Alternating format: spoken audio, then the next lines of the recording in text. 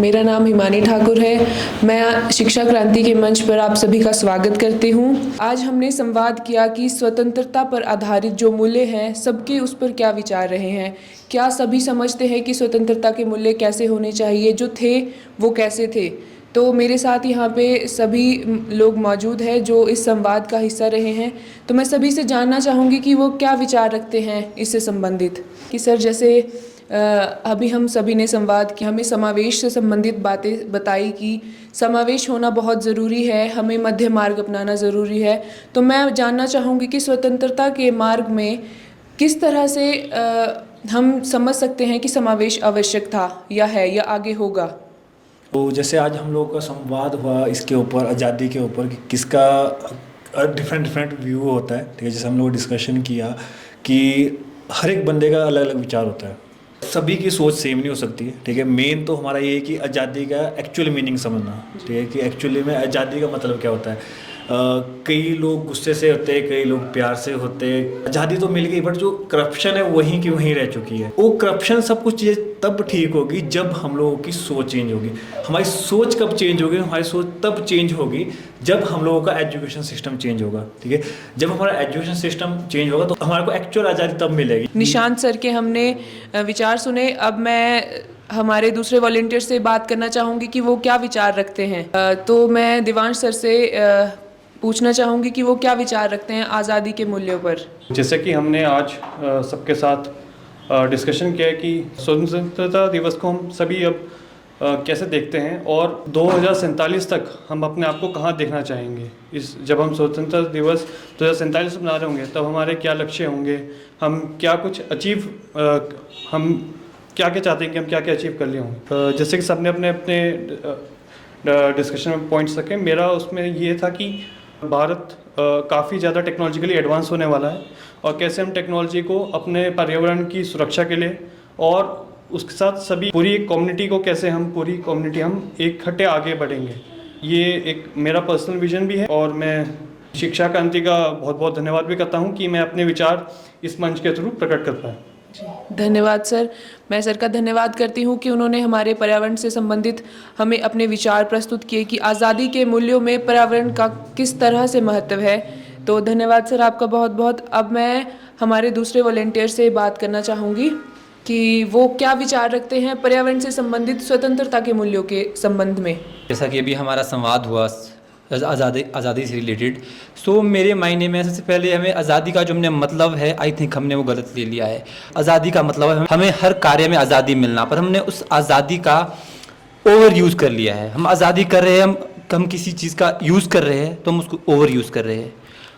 दोहन कर रहे हैं तो अत्यधिक दोहन कर रहे हैं और दोहन होता ही चला जा रहा है। तो डेवलपमेंट तो हो रही है, बट जो हमारी प्रकृति है वो कहीं ना कहीं पीछे छूट रही है। तो आई थिंक फॉर दिस, मेरे हिसाब से middle way is the best way to get independence by 2047। That's all for my side. Thank you. धन्यवाद सर आपका बहुत बहुत। जैसा कि हम सभी चाहते हैं कि हम 2047 तक अपने स्वतंत्रता के मूल्यों के सहित अपने पर्यावरण को सुरक्षित रखें, इसे बचा कर रखें, ताकि हम लोग अपने आने वाली जनरेशन के साथ विकास कर सके, विकसित हो सके। क्योंकि पर्यावरण का साथ होना बहुत ज़रूरी है, तभी हम लोग विकसित हो सकते हैं। इसी के साथ मैं अगले जो हमारे वॉलंटियर हैं उनसे भी पूछना चाहूँगी कि वो इस विषय में क्या विचार रखते हैं। जैसे कि आज यहाँ पे संवाद हुआ, संवाद में बहुत सी विषयों के ऊपर चर्चा की गई। तो आज़ादी 1947 के बाद मिली, लेकिन आज हम सच्ची में आज़ाद है? एक ये क्वेश्चन हमारे सामने उठता है कि क्योंकि आज गुलामी भी बहुत है। आज हम अपने मोबाइल के गुलाम हैं, आज हम बहुत सारी और चीज़ों के गुलाम हैं। लाइक एडिक्शन इज़ आल्सो गुलामी अकॉर्डिंग टू मी। सो हमें 1947 के बाद आज़ादी मिली है, हमें वो आज़ादी हमारे देशभक्तों के द्वारा दिलाई गई। लेकिन अब जो ये आज़ादी है, जो अब अपने आप से जो हमें आज़ादी चाहिए, तो उसके लिए हमें संघर्ष और एक ऐसा लीडर चाहिए और एक ऐसा निर्देशक चाहिए जो हमें बता सके कि इससे आप कैसे आज़ाद हो सके। तो मैं अपने अगले वॉलंटियर से पूछना चाहूँगी कि वो स्वतंत्रता के मूल्यों से संबंधित क्या अपने विचार रखते हैं।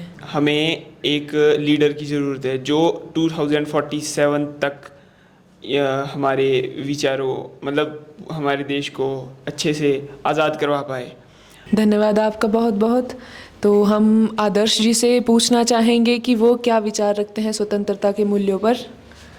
मैं कहना चाहता हूँ कि जो ये हम स्वतंत्रता के साथ साथ जो भी हम ये गलत चीज़ों को भी स्वतंत्र कर रहे हैं, मतलब नशे की ओर ज़्यादा युवा बढ़ रहा है, तो इसे रोका जाए। Thank you. धन्यवाद आपका बहुत बहुत। तो हमारे साथ मैम नेहा मैम है, तो मैं नेहा मैम से भी जानना चाहूँगी कि जैसे सभी ने अपने विचार रखे स्वतंत्रता से संबंधित, तो मैम क्या समझते हैं और क्या वो बताना चाहेंगे। मेरे लिए स्वतंत्रता के विचार सिर्फ इतने हैं कि हमें अपने आप को बदलना चाहिए, अपने सोच को बदलना चाहिए, तभी तो हम अपनी प्रकृति के लिए कुछ कर पाएंगे। अगर हमारे सोच में ही परिवर्तन नहीं आएगा, हम क्या हो रहे हैं कि हम सिर्फ इलेक्ट्रॉनिक चीज़ों के अधीन हो रहे हैं और हम अपनी प्रकृति के बारे में बिल्कुल भी नहीं सोच रहे हैं। तो कहीं ना कहीं हमें ना अपनी प्रकृति के साथ भी चलना चाहिए और इन चीज़ों के साथ भी चलना चाहिए जिन चीज़ों के हम अधीन बने हुए हैं। हमें दोनों चीज़ों को साथ में लेना चाहिए, हमें एक मध्यम मार्ग अपनाना चाहिए। तो आप सभी का धन्यवाद। अब मैं सत्यन सर को बुलाना चाहूँगी कि वह आए और हमें अपने विचार बताएं कि वह उनके लिए स्वतंत्रता किस प्रकार से महत्वपूर्ण है या स्वतंत्रता उनके लिए क्या मायने रखती है।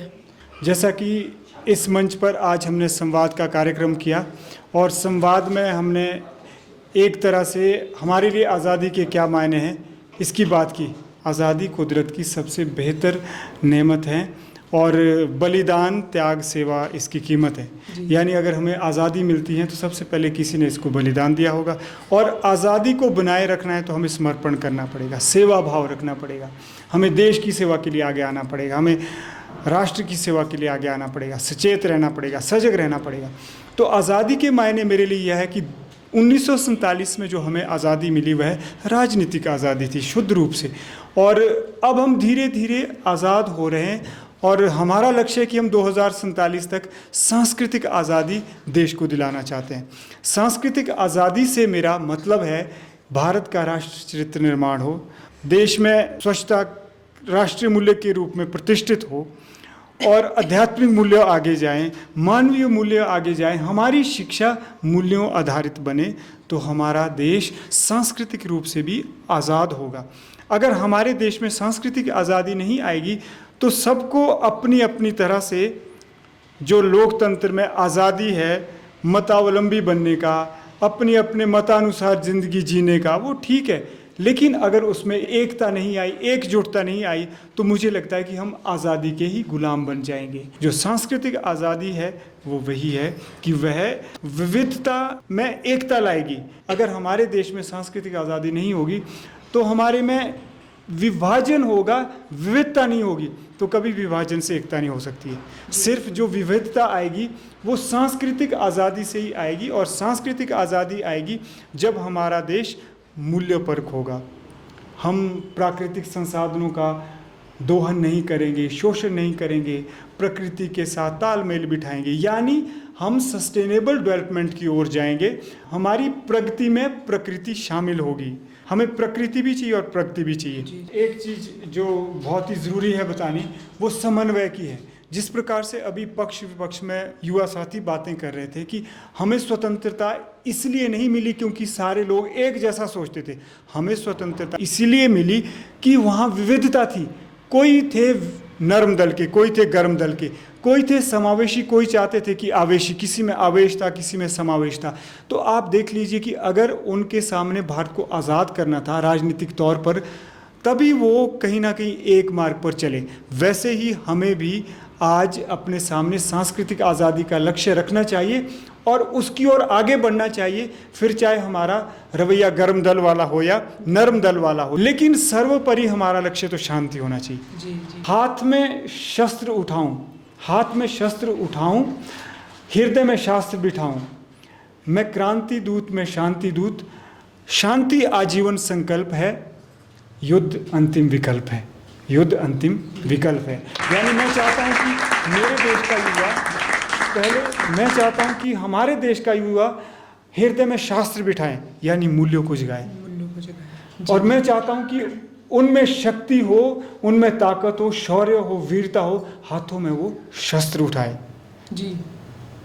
हृदय में शास्त्र बिठाएं, हाथों में शस्त्र उठाएं और शांति आजीवन संकल्प हो, युद्ध अंतिम विकल्प हो। तभी हमारा देश 2047 तक सांस्कृतिक तौर पर आज़ाद होगा। जो राजनीतिक आज़ादी हमें 1947 में मिली, वही सांस्कृतिक आज़ादी हमें 2047 तक भी मिलनी चाहिए। और वह तब संभव है जब आप जैसे युवा इस चीज़ को समझे, समन्वय को समझे, एकांगी ना बने, अपना सर्वांगीण विकास करें, अपने चरित्र का, अपने व्यक्तित्व का सर्वांगीण विकास करें और देश की सेवा करें। इन्हीं शब्दों के साथ मैं आप सभी को आज़ादी की बहुत बहुत बधाई देता हूं और जिनकी बदौलत, माँ भारती की वीर सपूतों की बदौलत हमें आज़ादी मिली है, मैं उनको श्रद्धा सुमन अर्पित करता हूं, नमन करता हूं। और जिन वीर सपूतों की वजह से आज इस आज़ादी की सुरक्षा हो रही है, उन सभी फौजी भाइयों का, वीर सिपाहियों का भी मैं अभिनंदन करता हूं, नमन करता हूं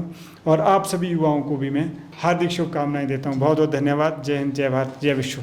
धन्यवाद सर। जैसा कि अभी हम सभी ने सर के विचार सुने कि आज़ादी का महत्व कितना ज़रूरी था, किस प्रकार से हमें आज़ादी मिली और किस समन्वय की सर ने हमें बात करी, हमने वो चीज़ें सुनी, समझी। मैं अपनी युवा पीढ़ी को भी यही कहना चाहूँगी, समावेश को ज़रूर समझे। सर ने बहुत ही अच्छे से हमें ये चीज़ें समझाई। आप सभी इस चीज़ों को देखें, सुने, समझे, तभी हम 2047 तक का जो एक विज़न हमने रखा है कि हम सांस्कृतिक आज़ादी प्राप्त करेंगे और करना चाहते हैं उसे, तभी हम उस चीज़ को प्राप्त कर पाएंगे।